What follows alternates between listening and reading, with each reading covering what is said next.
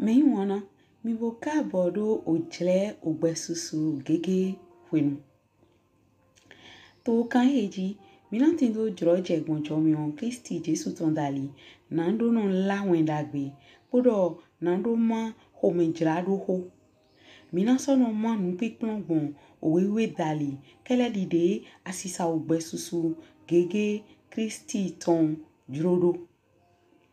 Bon chomion eton lo lukolo kede dali mina so no tindo ojre ide gbibo eton na gokona mi gbon nando hode na mado ganon le awufie salon le mehenu kundo biale asupwa sipo le wendo etinto tu klame le podo akota le mvemi na mini tunto mi ton ayi nando do mi mando ogbesusu gege lome podo nando moi to go flame pata. Mi to pẹ́ tó náà chiwe we ebo kwa lo na mi to jomi o poto lebla nu ati won ina to mi po mi somo ojile egbe ton kudo jijo bo egbe lo mi na ni leje wita Ezekiel tonji ogbon ewegu po o ogbon po we me de na do ndo wita ro po ya kan yi ro po na o se ro po ni mo ye to yan we mina be awele do pontoli o togun do polo rowe jiwe we te to awele po mi bo ni mi so je opan kun lo popo pan pon we po mina so mo do togun lo polo le jan we so mo ndo do na we sinando claim po mina do moeme bona do ton na do yi ni supo bo togun te ka togun mo ma yin togun de nkan Egypt bo emi we lodo to to ni mi to hihia poro tade na po mi na mo de jiwe we yo sunbo me na o ke kandero e ma Israeli kerewe jewe on sunbo e ma do do o supo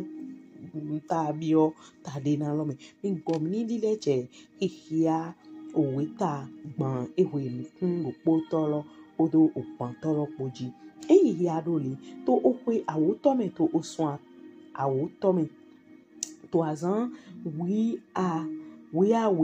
to osun loton me o hokun oton so wa de do mu bisu mu gbe toton zenu kume to edo falo aholu Egypt tongo bo do ra ido ewo go bodo do Egypt lo go do ho bodo mu lewe okunu jiwe we do da yego yetin agodo yego falo aholu Egypt ton o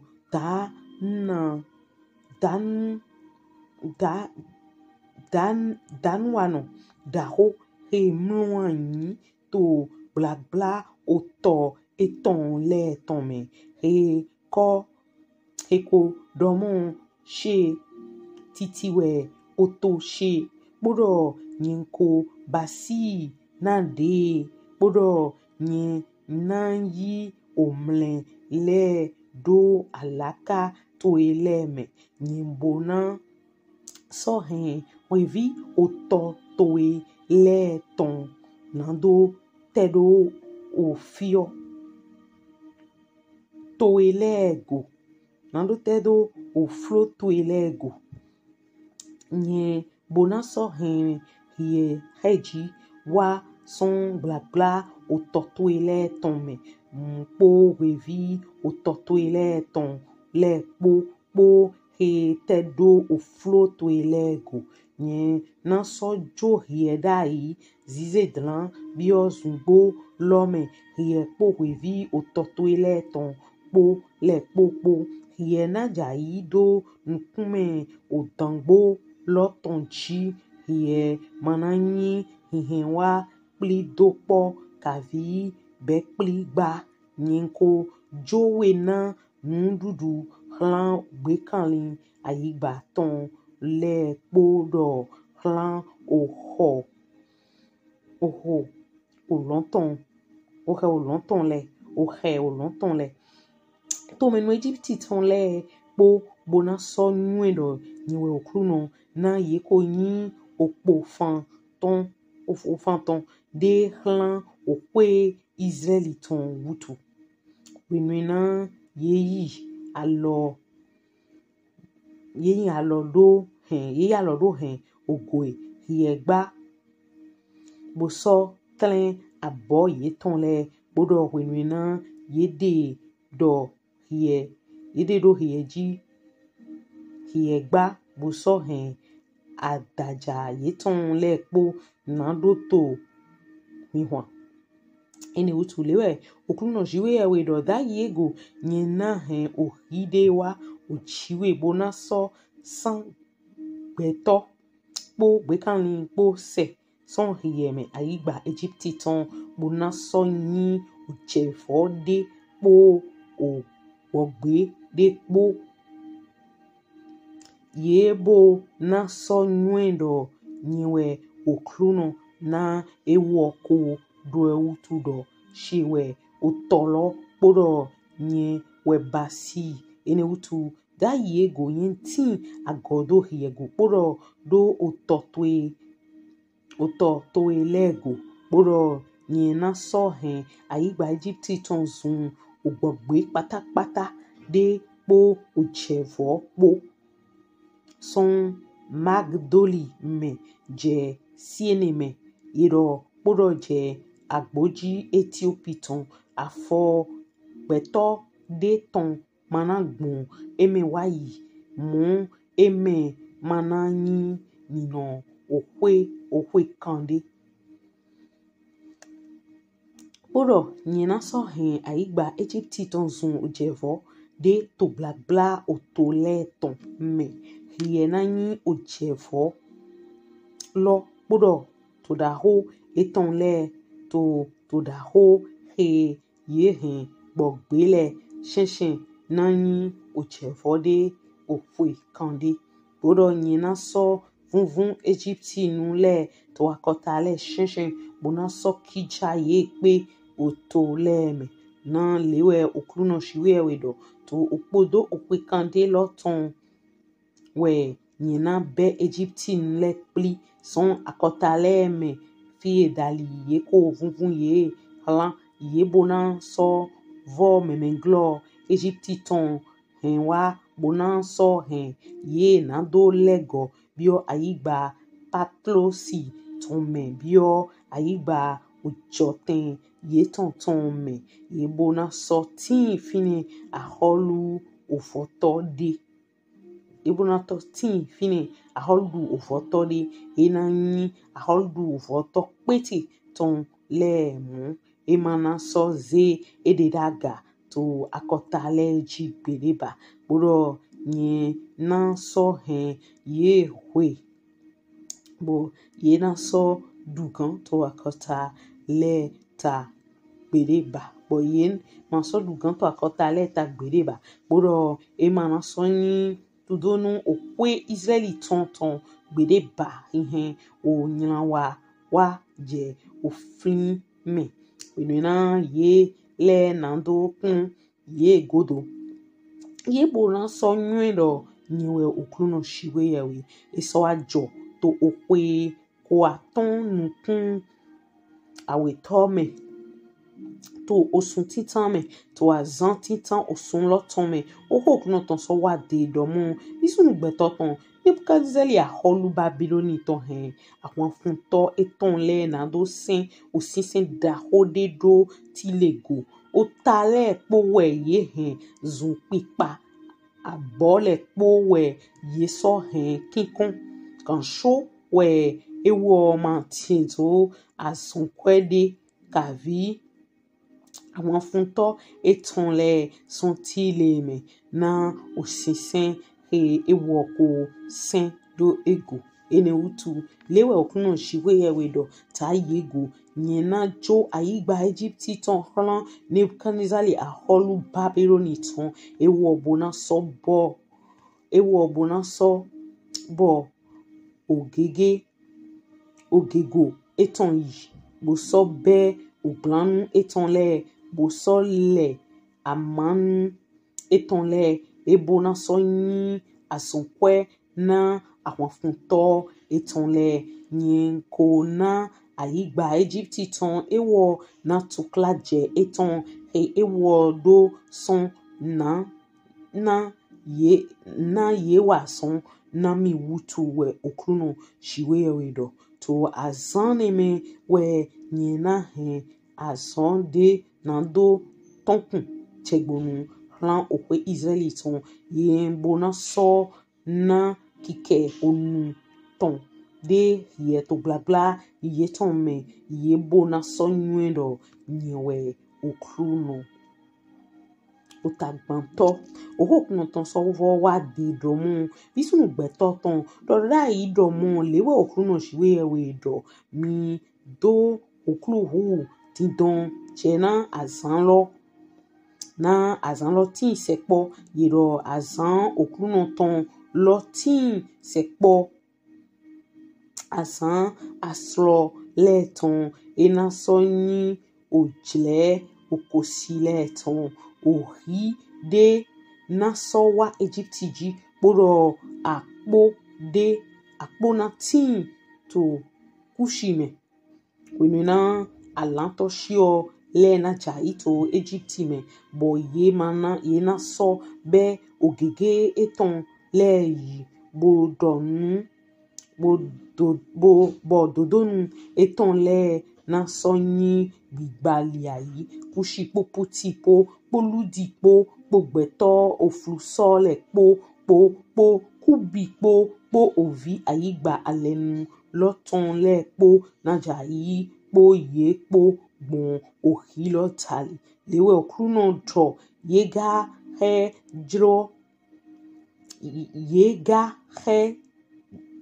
dro Egypti dote na jai osakla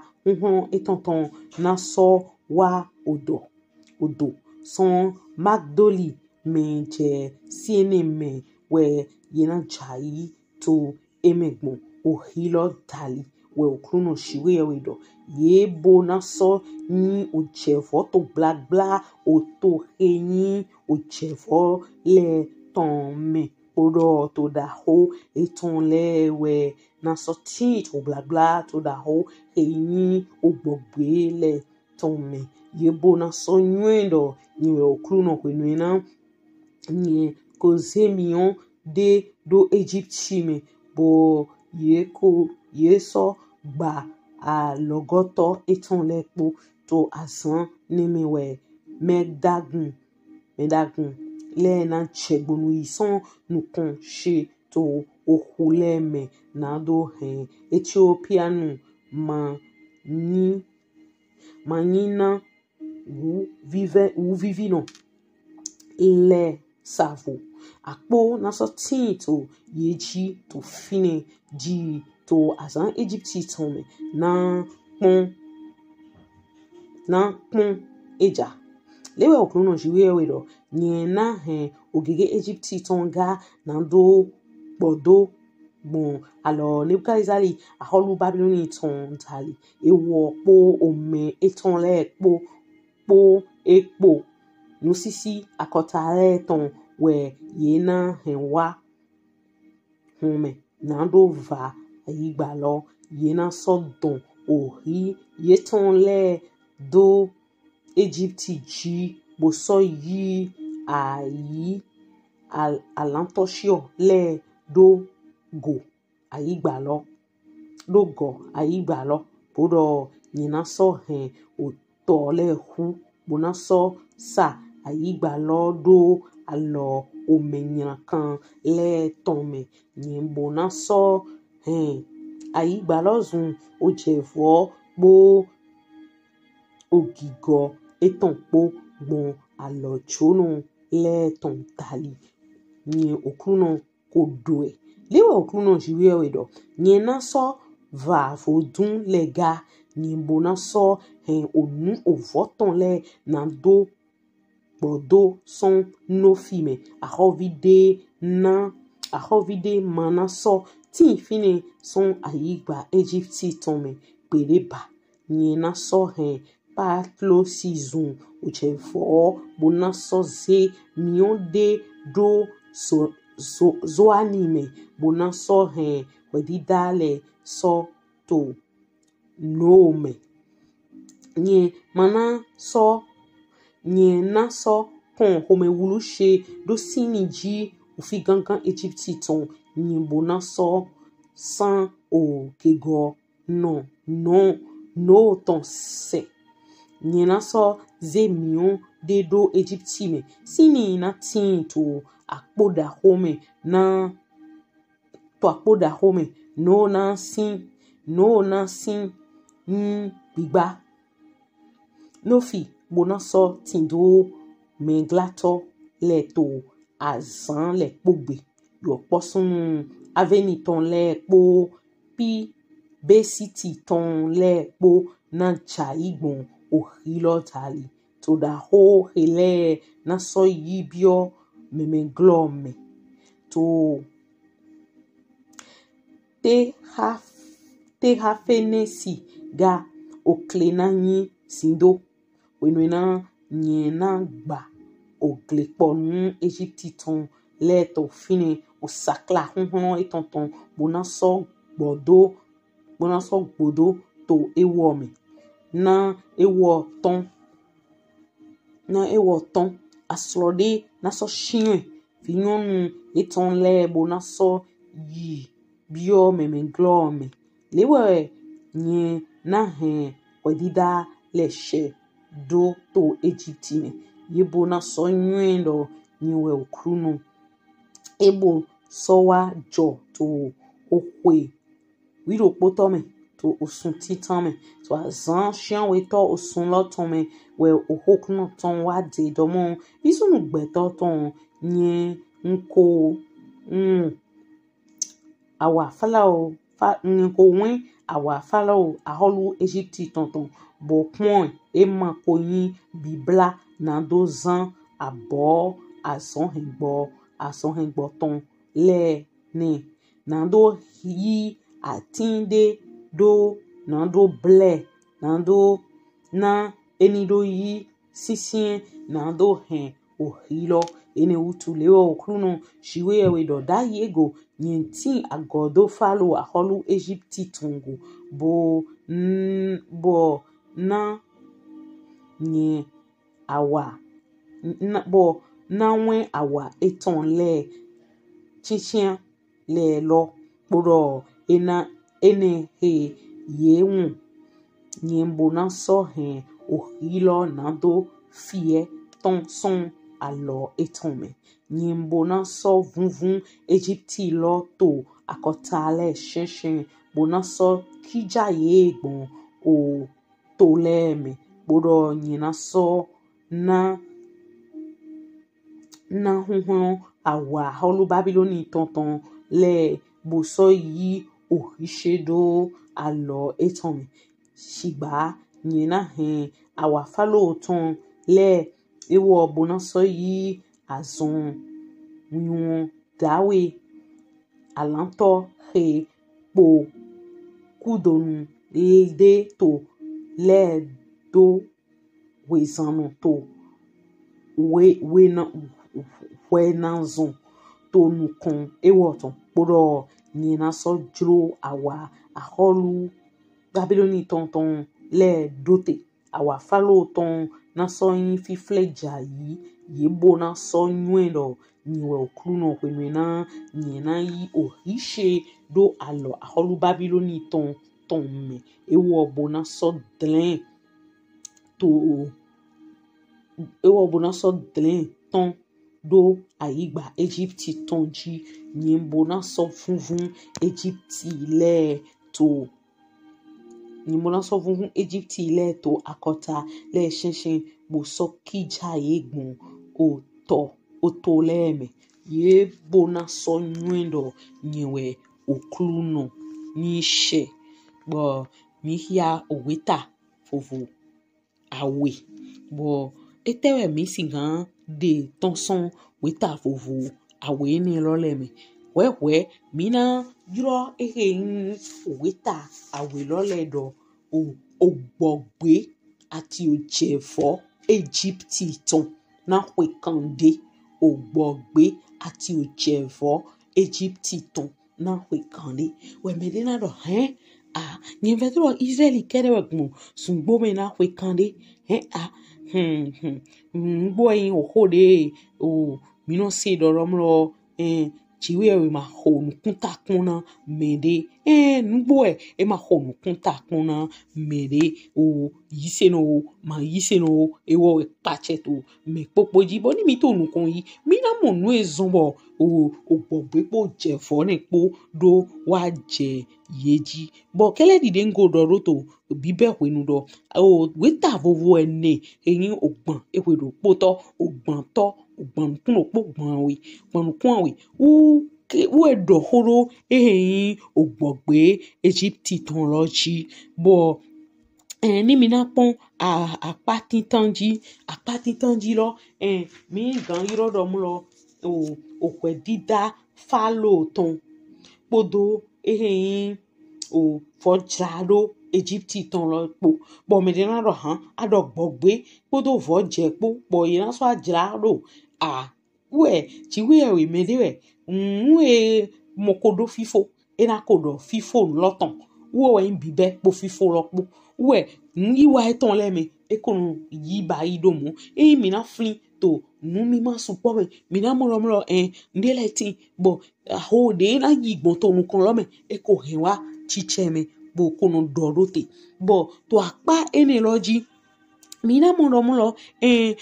o falo aho nwezo wa dida ene lo do wa eji echite katakun podo yin ogoyi lulu ton depo na ro mo emi ule we da onilu lo sito oto eton he no ro onili ro mi le we de ma we ka do toma ma we do asisale ma we do huma iteme gbeto na gbon kakaka ni gbeto ni hinronde ma gbeto godo bo gbeto na vedro emi le pache do gbeto no zo emi tonji emi le pache to nu didachi we tonji bon hode do ko yi mo ko ni dendo mi we edo flini nkrondo tegbe fi do yi anya lo goto na mere ni e na we jo mi o je we na we jo mi o ba yi nde wa to bo lo di to alo to me bo lo nyo to alo to ma yi teme ji we tombolo ye nyu na we o ye ma nyu na we o ma dodo yin de egbon wo lo nu si bro yin de egbon lo davo yin de egbon lo ya so me yin de egbon lo wa jo yin go alo dan blo ji we mu dike ntoli nu zan we me poyin we do zan mi bo mi na we mi de to aho jo eton pipe me bo mi na mo me de pepe heze de le boaga to nwi wa okun no tonji abi nu dida okun no tonji e me po no wa do chero ti je we no fon na zedo do eton na gbidi eton na ni kan do nyon nwi lo do mo shiwe we ton popo bo ni domlo mi jona mo nukun heze je o heyin o aho apa ni loji mina pon nu yiwa ni mon satani ko yi basi nando singando klo falo to Israeli bile sin wenu bo ihai ton sin bo chiwe we so juedo bo ihai ton hin sin no kaka bo jewe do de Israeli bile ton bo alile pon tawo so na ro yi ofie ton titan le ku ntori eto dido mi ton Israeli bile yin mi lewe na wa son na mi le glo na no ye ni wa son lo fi na no isin ochiwe we to mo na no iboa se ba chiwe we ma yi gbe na chiwe we na ndo ni e ma yi gbe na egbe na kaka bo atahwe ni bo menu e ka yi do dahwe lo ndo jewe na dahwe na gbeto e ma yin wo so e mi no mo ni e no ze mede fun tite we na he mi bi apa awe to weta awe le ton mi we ni lodo Nebukalizali ason wa nu ohwe dida Egypt ton we mi pon jewe eze Nebukalizali ni mi oyin mede no flinu de mi to Daniel mi flin lo hia do jewe na ache o Nebukalizali bo edu kan sun to eton mi kaka wa igbon Ethiopia kaka wa igbon Endi nele po bo ayi gba blebu ble budong beti to acheki python glo uwe de jiwe we na do fon na ro yi avun lo yi ho to ohwe lo dana Egypte uwe de fon uwe de fon na do gbidi mo do gba to me ni mo do endo no dida nye tiye we ton yayin bo ni an no wi weche gloa so di agbo atokun bodo nu popo so anu edomro na nawe bo ye madura yi madura yi go na bo ni mi pon titin mi na pon ganji mi na mo ye ko so zan ye ozan aho Nebukadnezar je so zan na we dida tile ton to winu bo tile makaso wa san lo ganji aho Nebukadnezar ma wa san lo to tile ganji kaka ba Alexandre le Grand le wa fui bo mi pon apa hero de jiwe we so ze Nebukadnezar fon tite Babylone sin otogan lo fon tite na ro gbidi na ro dawe na Egypte edomulo emi dona ne ale ajo nu yiwa afun ho nu tonton de dai bodo fun àwọn po tile po bo ni mi pon apa ni loji mi na mo ti wewe de to ale abi ajo na ko si me ma nyu ile pali heze fon tite bozo anson namu ayi mi wenye ton le bo ejuro mi na ason eton we njon do gan la me na yemede bo ti we ejuro we na ason eton abi atin to go hoje eton me ayiwe anozaya adado we anokloya panu anokloya na sevi ndudu na yewe no ya o nule anu sunsun ya o han we anu jia o chauffeur mo yewe no ton ya yin ya nte ayin bai to pipe me bai ma donu kunde pe to son yewe no ste bo nyero chiwe we na we ali ntoli apa heji ne jiwe we de Nebukadnezar aholu Babylon to fon tite na no sin ndo mo mi do ane ajo de ko fun àwọn ha to tile ton ra igbe ma ya ajo lo pa de diwe mi do ane ajo lo namu we wa yin mi wo eyin jiwe we si vile boyi asan lo bo mi do wa to nugbo me to wanyina me to hiwe me to tali ayi me alemiton to tekpon mi bon kode do nde ma ya alemiton son mi si nde ma so fin yi son mi si nde ma so de mi son kon to Jesus sin kon me de ti na mi jo mi bo mi to wiwa mo na to si san mi do kaka bo mi na ze hi mi ton do afoligbe ton ni do fan lo ma do nbo mi pe to aso me van lo so do nbo mi pe aso me mi na bi okigo me na no pe na lo si gan yi eyin ajopodo ni na ti alemi ton le po apa tonto we nyoro ojiwe ye we zan jiwe ye we zan bo ni mi kun me ne na do Egypt kere we ye jona vasudo jiwe we to o nususa to we gbeledo kaka wa zan to wa jije me ntori ni ro jiwe we si ansan ma inu dagbe da mu wewe do mo peto edun kun ti we si ansan ma ndo wa ejawe na ro la ajo na ro do na blo na wa na ro agbidi nu we na do me wana to ho we nu ne ro ye mo ma kotale bo Egypt de do yete mi na pon Africa gbeji Egypt de do yete Egypt po Ethiopia po we ko yan kotare nu Africa gbaji bo ni na pon otogun awe ni le di togun awe ni le we bachero oto gun Africa ton ble buji kakawado o moyen orienté le po fi Israel vile sin afoligbete bo ni mi otagban tolo do to ganji mi na mo mi ria akota de le bo edo akota ni le lo su ye na du to ko me gle chiwe o ton lo me sigba jre lo na yin o jre o asan chiwe ye we ton bo dora isu poko do gun asan jiwe we ton dali to wewe me lomo mi o Daniel hiato mi o Sohiale hiato mi Sohia Thessalonica sin o wele abi Isaiah mi na mo dogun o hoini lo dali uwe edo do hiado mo lo ni jiwe we si ansan na wa yi gbaji na we gbeto na ton sweme men we si gan ton sweme bo ni mi do kia ganji we zo wa je we si ansan jawe ye do hun si sen ye ton we uto nítorí jẹ́ rẹ̀ mi náà gbà fòdún ní ilẹ̀ pọ̀ sídò bọ̀ ń sọ́bọ̀ tó o hàn gbé àhó o gbé he se nanu dɔran gbɛtɔri kpekpe eto Afrika gbedzi kunu ya xɔgbonu ya gbadagli ya gbɔmigbɛ kpoto fodun se mi lɛ kɔ wa ihun gan tɔ mi lɛ kɔ sɔn kɔ yinyangodo bo ayi o gbɛ mavɔ na xɔme gbledzi o tɔn tsa yi gbadzi ntoli nuini lɛ o tu bɔn akpa ene tɔ mina mo ehe yin de eji aholu Nebukadnezari Babyloni to eyi asonlo yi wa to Egypt ji kakabo ayi o tadena o tateme Egypt tindo ye yi son esi but chiwe we do mina le kone we kande lo le godo mina le kone son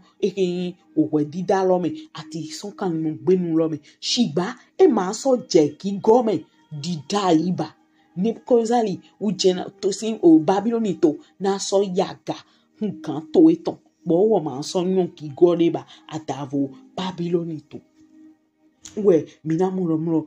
eleje mu titan de mi doji e ma o na mi tende mi gbo mi ni hwiwe ma wo ma do o préféré e ma do chewe he o vive cheri e mo ko nta pon amede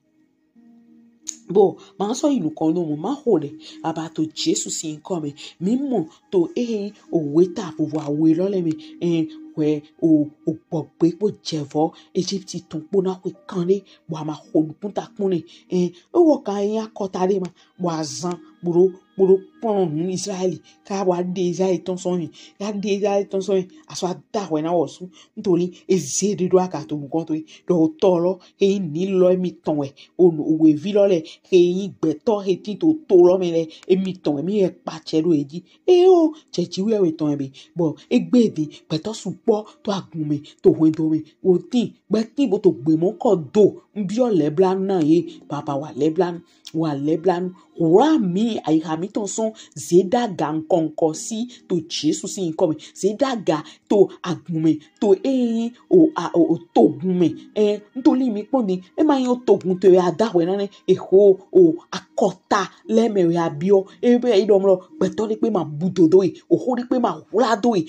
jere na so bo mi lo popona wa na konta nwe yi wa ton nwe yi do ton nwe yi le ton ke la ba santali nhode na to gan mi ton le to emi mi te le flelele to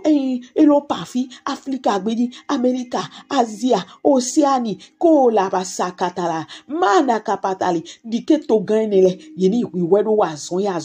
to Jesus sin come to ma wi wa eton no to klakpa to visupo malo koto raka pasata maya takata to ganele baba gbodo yeme na ye wiwe yo we so to eyin o gan sin teme to alopade po bo ina teme bo ina sin po ni to leme to ganle glo na menile po wiwe na me po wiwe dike mi no ze mi de we bo yo je we mawo to akana nu popo mi u gbetole mi ma so na nde je we so na nu popo abasi baba sebo to acheji to Jesus si ni komewe nhode lote mi wana ma so yin kon hu kan mo mi ndo dochi bo so ndo do me nda ho Kristi Jesus ton esi we de vunto jere mi ton gbe po gbe soge po me edabo mi no kanji